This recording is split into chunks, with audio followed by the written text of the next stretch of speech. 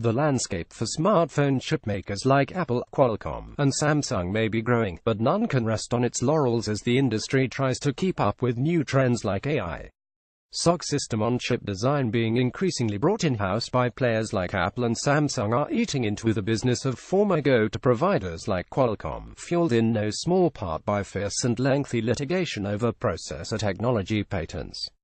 In Q3 2017, global smartphone SoC revenues passed $8 billion, Counterpoint Research announced today, a rise of almost fifth year-on-year. Qualcomm, which recently announced the Snapdragon 845 as its 2018 flagship, was the heavyweight of the industry, responsible for 42% of revenues alone. Taking second place, the analysts say, was Apple, with a 20% share in the same three-month period. The devil, though, is in the details. While Qualcomm may have had a bumper year overall, that's not necessarily been the case across every category. Indeed, in the premium segment, which Counterpoint classifies as devices priced at $400 or more, shipments of Qualcomm chips were down in Q3 2017. That's blamed on more vertical strategies by former customers like Apple, Samsung, and Huawei, the analysts suggest. Similarly, while Apple's smartphones may only have made up 12% of the total shipments in the same quarter, it managed to take home a fifth of the overall SoC revenues in that period. Samsung, meanwhile, may have been the fastest growing of the smartphone SoC companies in Q3 2017 when it comes to shipments and revenues, but that was because it was growing from a smaller base than rivals.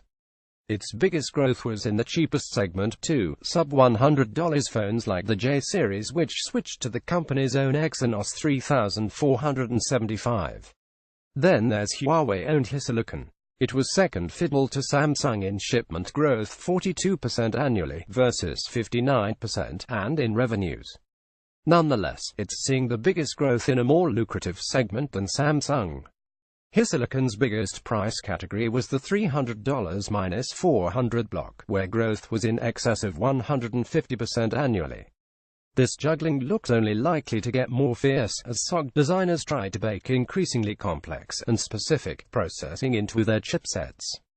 The fairly straightforward race to add more numerous and faster cores has peeled away, with dedicated artificial intelligence AI capabilities now the focus across the industry.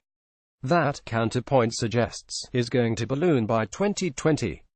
According to our estimates, at least 1 in 3 smartphones shipped in 2020 will have an SoC with native AI capabilities, Gene Park, senior analyst at the firm, predicts. Qualcomm's approach is given the most credence by Counterpoint, with its broader audience of device makers offered a trio of flexible AI subsystems, the Adreno GPU, Hexagon DSP, and Cairo CPU, to use at will.